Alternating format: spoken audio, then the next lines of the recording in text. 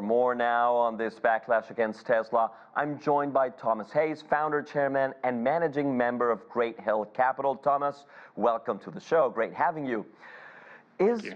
I want to know, do you think Musk as a brand, is it losing its shine? Well, look, outside of Tesla, in the United States, you can't give away an EV vehicle. So when we compare registrations of Tesla year on year, what we're not doing is comparing registrations of EVs in Ford, in GM, in Porsche, in Mercedes. They're all down. The whole future of the EV game is going to be in China because the Chinese government has mandated it and subsidized it. So the whole game moving forward prospectively in terms of big volumes is China. And what we find is that they've fallen behind a little bit. His brands need a refresh. The styling needs a refresh, but the technology is certainly there. And I do think when we look back a year to 2 years down the road, this is going to be a short-term blip. You never bet against Elon Musk. Which kind of refresh? How do you think this refresh should look?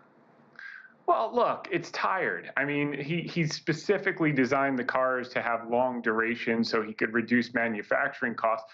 But at some point in time, there are cars on the road that look better than Teslas. You've been seeing the same thing, excluding the Cybertruck, which is new, but more of a niche market.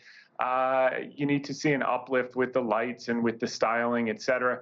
As far as the technology, in the US, it's the most superior EV that there is. In China, when you're competing against companies like BYD and NIO, et cetera, you really need to up your game. And I think maybe they've fallen a little bit behind. Maybe he's rested a little bit on his laurels. But again, Musk is someone that's never going to sit back and take a loss. He's going to come back fighting, and he will have the technology that people want and maybe supersede it when we talk about full self-driving, when we talk about robo-taxis, when we talk about humanoid robots. I would be surprised if in the next month to 2 months you didn't see him come out with a massive announcement, either technology related or he's got cash on the balance sheet. He could really take a lot of shorts out and say we're announcing a big buyback. But when people say the stock has collapsed, I think that's a red herring. I mean, really all that's happened is he got an unnatural bounce after the election because of his alignment with Trump, and it's back to where it was right before the election. So effectively, no change in the last few months. I see. But Thomas, which kind of links do you see between Musk's political activities and his company's business performance, not only in the US, but also abroad, right?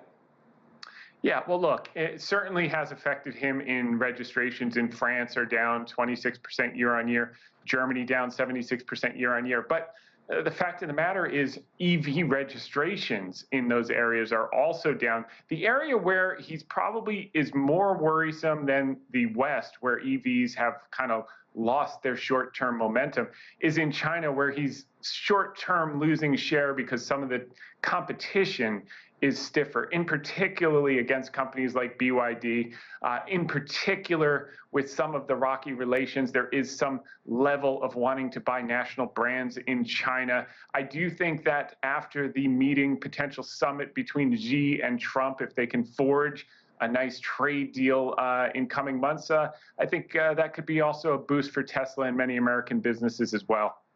I see. And could you give me like a better view of how Tesla stands in the face of growing competition by Chinese manufacturers, not only in China, but around the world?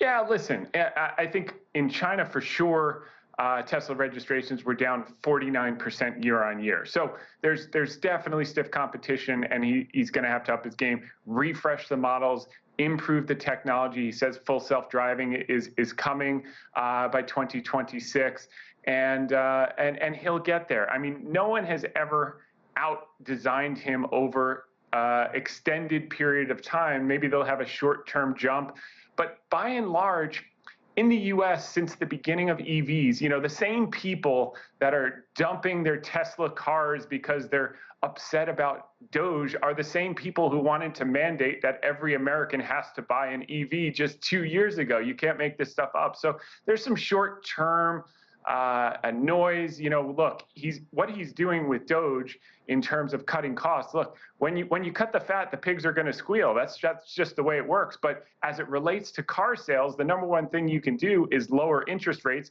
and Doge is going to do just that. As we get our fiscal spending under control, we're going to see the 10-year yield come in, which we've seen it come in 60 basis points.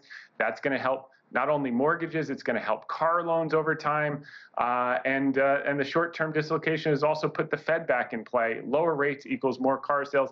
And in America, if you're going to buy an EV, you're really going to buy a Tesla if you want the quality. Internationally, he's going to have to up his game to compete with some of the innovations in BYD and NIO, and I wouldn't put it past him. He will not fall asleep at the wheel. And do you see, looking forward, looking into the long term, do you see alternatives for Tesla after this slump that you see right now? Alternatives meaning other companies taking share, or alternatives other companies, meaning Tesla other businesses expanding it? What's next for Tesla? Because mobility, the nature of mobility is going to change dramatically in the next few years, especially when we think about artificial intelligence, robotics, and so on. 100%. Look, he has more data than any other company. So yes, you have the full self-driving. You also have the robo-taxi. You also have the humanoid robots. So there's a lot, and the AI, as you mentioned. I mean, just his Grok product is phenomenal. If you've actually used it for certain, I've used it for certain business applications. It outshines ChatGPT on many fronts from my standpoint. So again, you can never count out Elon Musk. And yeah, this is one step back, probably for 6 steps forward. So for people who own the stock, you probably want to hang in there. It's effectively no change since before the election. New people looking at the company, I would say, let's get through some of the short-term volatility. It's a tough one to value. But if you're betting on the jockey, you've always won betting side by side with Elon Musk.